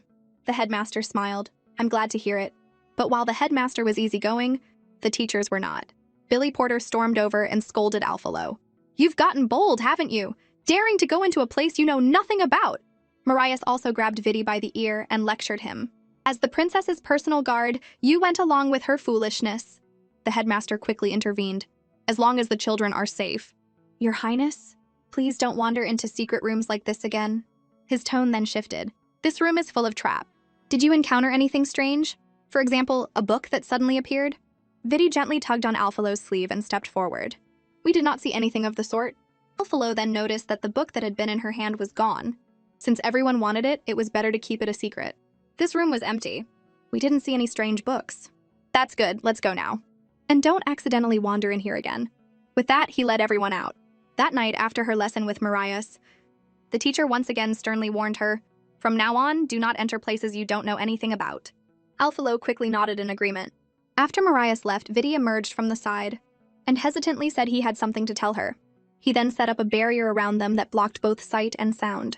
Seeing this, Alphalo wondered, is he about to tell me some big secret? Vidi sighed, touched the storage tool on his clothes, and pulled out the forbidden grimoire. Alphalo's eyes widened in disbelief. "How did you get this out? Wasn't it in the secret room? Did you go back in?" Vidi explained that he had secretly hidden it in his storage tool before the headmaster and the others arrived. He then handed the grimoire to Alphalo. "Try it, Your Highness." Alphalo took the grimoire, her heart pounding. The legendary book that contained all the magic on the continent. Could it really break the seal on her? But even if there was only a sliver of hope, she had to try. Alphalo opened the book, and instantly all sorts of spells floated out of it. She carefully searched and finally found the section on sealing magic. Before she could touch it, the grimoire suddenly started to shake violently, and then flew into the air. Vidi quickly summoned his sword and stood in front of her. The grimoire hovered for a moment, then shot toward them. Vidi raised his sword to block it, but the book passed right through it and with a flash of golden light, entered Alphalo's body. Alphalo collapsed to the ground weak. When she came to her senses, she looked at herself in horror. "What happened? Did it just fly into my body?" They looked at each other, and Alphalo burst into tears. "It's over. I'm going to die again." After calming down, Alphalo closed her eyes and tried to sense the grimoire inside her. But there was no response. "That's strange. What just happened should have been the grimoire acknowledging you as its master." Magical items and treasures that choose their own masters usually have their own consciousness. You should be able to sense the book's spirit. Vidi guessed. Could it be that it wasn't acknowledging a master but looking for a vessel? Powerful magic tools and treasures, besides acknowledging a master, could also develop a spirit. When they were too powerful and could cause harm, they would seek a vessel to store their magic and prevent it from leaking out. Understanding this, Alphalo's face fell. So I'm just a tool? The next day, as soon as Alphalo's class ended, she heard Vidi's voice behind her. Mifala playfully nudged her. Oh, looks like someone's here to pick you up. Go on, we won't interrupt your date. Alphalo froze, then quickly grabbed Vidi and pulled him away. What's going on with that book? I tried calling out to it all last night, but no spirit appeared. She finally gave up. Vidi thought for a moment. I did some research last night. Some books, if damaged, can cause their spirits to be affected. There are also cases where the spirit is injured. Although the book itself is intact, the magic attached to it will be dim. The grimoire we saw was complete, but the magic on it should have been much stronger. Alphalo guessed, so the book's spirit itself was injured and it chose me as a vessel to recover? So as long as the spirit heals, we'll be able to meet it and then we'll be able to find out what I need to know? Vidi nodded. That should be it. The two of them chatted as they walked, and at a corner, Alphalo accidentally bumped into someone again. Vidi quickly steadied her. Before they could react, the person yelled, "Who was it that wasn't looking where they were going and bumped into me?" When he saw the girl in Vidi's arms, he sneered. Well, if it isn't the useless princess of the Lefest Empire. Alphalo looked at him, puzzled. This guy looks familiar, but I can't remember from where. It seems spending time with Vidi has made you as pathetic as he is. Hearing this, Alphalo finally remembered. It was the coward she had met at the school gate, Vidi's younger brother, the fourth prince of the Serenlily Kingdom, Wilno Seplo. The original novel didn't mention much about the neighboring kingdom of Serenlily, only that it had 7 princes and Vidi was the third. This Wilno was supposedly the fourth, but hated being called the fourth prince because it made him feel like he was always second to Vidi. Wilno's lackeys joined in the mockery. A princess, abandoning magic to learn some crude martial arts. What's a girl doing learning martial arts anyway? Alphalo looked at them, speechless. What nonsense are they spouting? Are these guys for real? Vidi's voice was low as he warned Wilno, his fists clenched. What? You want to fight? Wilno wagged a finger tauntingly. Fighting on school grounds is a punishable offense. Hearing this, neither of them moved, just stood there, facing off. I've long heard that Prince Wilno is quite skilled in magic. It seems you're quite skilled in other areas as well. In gratitude for your care of my younger sister, I'd like to have a little magic spar with you to further our academic exchange. A drop of cold sweat trickled down Wilno's forehead and he quickly declined. Princess Emma, I'm just a Class B student. How could I possibly spar with someone from Class A like you? It's all right. Academic exchange has nothing to do with class rank. As she spoke, a ball of golden flame formed in her palm. Just as she was about to attack, Alphalo interrupted her. This is something I have to do myself to make them truly submit. Wilno scoffed. Make us submit? With your weak little punches? Vidi's face darkened. Watch your tone. But Alphalo stopped him. It's fine. Don't interfere. She then cracked her knuckles. All right, then as you wish, I'll hit you with my little punches. Hearing this, the three of them burst out laughing. Yeah, hurry up and hit us with your cute little punches. Alphalo walked up to Wilno, clenched her fist, took a step back, held her breath, and threw a punch right at his chest, sending him flying. Everyone watched in shock, their jaws on the floor. Alphalo looked at Wilno with a sarcastic tone. Dear, I didn't realize you were so fragile. Wilno's lackeys helped him up and they scurried away, but not before he turned back to shout, You just wait! I'll be back! Alphalo watched them flee. Why are you stealing the big bad wolf's line? But it was a good thing she had Vidi's support, which gave her the confidence to face these people. Are you okay? What they said was too much, Emma said, her eyes full of concern. Alphalo took Emma's hand. I'm fine now. Even though I'm not learning magic, I have martial arts to protect myself. She then flexed her small bicep. Just then, Vidi reminded Alphalo that it was lunchtime. The two of them then bid farewell to Emma and Paglet. Emma, however, watched them leave, a thoughtful look on her face. When Alphalo got back to her dorm, she opened the door to see Mafala sitting in a chair, radiating a dark aura and glaring at her. You promised to go to the club fair with me, but you secretly went on a date instead. Alphalo cautiously apologized. I'm sorry. I'll definitely go with you this time. Besides, who goes on a date in a secret room in the library? Mifala's eyes widened. Now! Right now! She then dragged Alphalo out the door. When they got to the Academy Plaza, Mifala was as excited as a puppy off its leash, looking at and touching everything. Alphalo was grateful she had eaten lunch. Just then, Mifala noticed a girl handing out flyers. Isn't that Marilia? Is she helping a club promote itself? Did she already join a club? The two of them went over to say hello. Marilia ran over excitedly. What are you guys doing here? Mifala turned away haughtily. You secretly joined a club without telling us. Marilia quickly explained. It was an accident. Mifala stared at her for a moment. Fine, I don't even need to ask. Knowing you, you probably couldn't refuse their begging. Just then, a voice came from behind them. "Marilia, are these new members you've recruited?" Hearing the voice, Marilia frantically tried to push the two of them away. "You guys have to go! This club isn't for you!" But before they could leave, a cheerful, golden-haired young man jumped out. "Ha ha! Marilia has finally brought us 2 new members. We have to give them a proper welcome." Marilia quickly explained, "President, these are my roommates, not new members." But the president didn't care. He walked over and invited them. "Friends, join our blood-soaked club.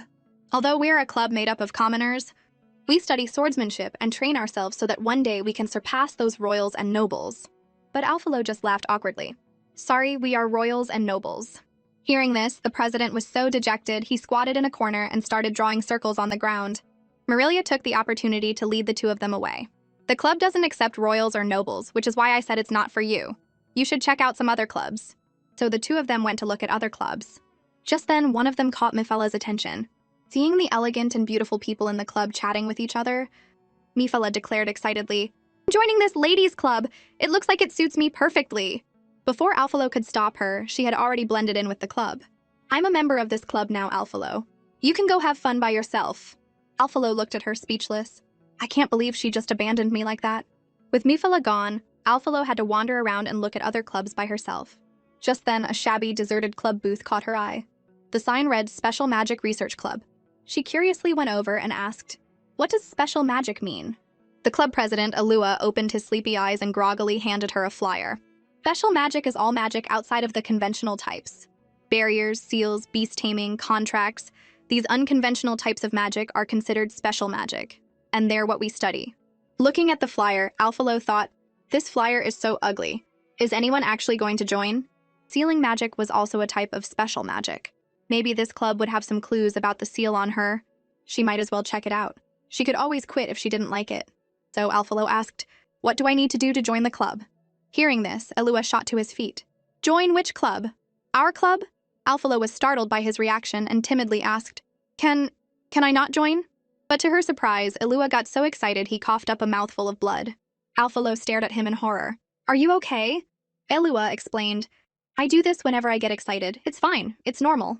Alphalo deadpanned, "Normal my foot." He then immediately got her the sign-up forms. "Report to the address on this form tomorrow at 12:30 p.m. Alphalo held the form, feeling helpless. "I feel like I've walked into a trap, and it's not going to be easy to get out of."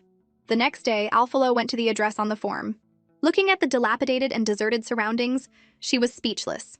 This place looks even more rundown than the Class F classroom. It's even a little creepy. As she was thinking, the door behind her creaked open. When Alua saw her, he ran over excitedly. "You actually came! This is great! I've been waiting for you for so long, I was starting to think you weren't coming." Alphalo looked at Alua's teary face and broke into a cold sweat. "Isn't it still 10 minutes until 12:30? Alua then enthusiastically pulled her inside. As they entered, a loud pop sound went off. "Welcome, new member Alphalo, to the club." Alphalo looked at the banner that read 4th member and couldn't help but ask, "Are there really only 4 of us in this club?" Seeing Alua's smiling confirmation, she froze. "It's over. There's no getting out of this now. I've really walked into a huge trap." Alua put his arm around her shoulder and said with determination, "It's fine. We may be small, but we're united." Another member explained a bit awkwardly, "Don't mind Alua. He's just so excited. Our club was about to be disbanded if we didn't recruit anyone this year." Gino led Alphalo to a seat and explained, "The Academy's clubs are required to recruit 1 new member every year. If a club fails to recruit anyone for 3 consecutive years, the student council will deem it as having no contribution and disband it. But now that you're here, Alphalo, our club doesn't have to worry about that anymore." But another member, Ys, poured cold water on their excitement. "We still have the club assembly 3 months from now to deal with." Alphalo was confused. "What's the club assembly?" "It's an exhibition for all the clubs to showcase their achievements to the teachers. The student council and teachers will then allocate the club funds for the year based on each club's performance," Ys explained with a helpless smile. "Our club always gets the least amount of funding, which is why we can never recruit anyone. Those old-timers have no idea what we're researching?" Alphalo laughed awkwardly. "To be honest, I don't really get it either." Afterward, Alphalo went to the club's resource room to take a look. The Special Magic Research Club, as its name suggested, was a club that studied magic. The number of books on special magic here far exceeded that of the library. According to Gino, most of these books were brought from Elua's family. Elua possessed a unique magic ability on this continent, time. He could manipulate a person's perception of time. However, this special ability, besides giving him powerful magic, also left him with a weak constitution. Although he always seemed cheerful, he couldn't escape his fate. This was the reason he founded the Special Magic Research Club in the first place. Alphalo put a book back on the shelf and sighed. Although there were many books on obscure magic here, she still hadn't found any clues about the seal on her. She had, however, found many ways to repair a book's spirit. Recently, she had been able to faintly sense the spirit of the grimoire. She hoped she could repair it soon and finally break the seal. A while later, during a break between classes, as everyone was chatting, Billy Porter suddenly walked to the front of the class, his expression serious. "All right, you little brats, congratulations. The annual Academy trial will begin in half a month. This year, you will form your own teams with a maximum of 4 members per team." He then gave them a friendly smile. "You have half a month, make it count." Alphalo deadpanned, "Please don't smile." After class, Mephala excitedly grabbed Alphalo's hand. "We get to form our own teams, our whole dorm can be a team." But Alphalo awkwardly declined. Actually, Mephala understood immediately. "I get it. You're going to team up with Vidi." Alphalo cleared her throat. "Yeah, I have something to do, so I'm leaving." Mephala looked at her teasingly. I know. Go find your Vidi before someone else snatches him up." She then cheered her on from behind. "Go, brave Alphalo, you can do it." Alphalo looked around for Vidi, and they soon found each other. "By the way, Your Highness, there's something I wanted to talk to you about." Alphalo said, "What a coincidence. I have something I wanted to talk to you about, too." "I think we're thinking the same thing." They then said in unison, "Let's team up for the Academy trial." After successfully forming a team, they needed to come up with a name. Alphalo took a bite of her creamy pasta and her eyes lit up. "How about Team Creamy Pasta?" Vidi thought about it for a moment and readily agreed. "Sounds good. Let's go with that." But Alphalo was more interested in the pasta. Just as she was about to take another bite, Paglet's voice came from above. "Excuse me, do you mind if we join your team?" Alphalo suddenly lost her appetite. She had a bad feeling about this. Just then, Emma popped out from behind him. "When I heard we could form our own teams, the first person I thought of was you, Alphalo. I ran into Paglet on the way here, so we came together." Alphalo just laughed awkwardly. According to the laws of novels, if the main characters were involved in a trial, there was bound to be danger. The main characters could be shot full of arrows and still be fine, but a cannon fodder character could die from a scratch on the arm.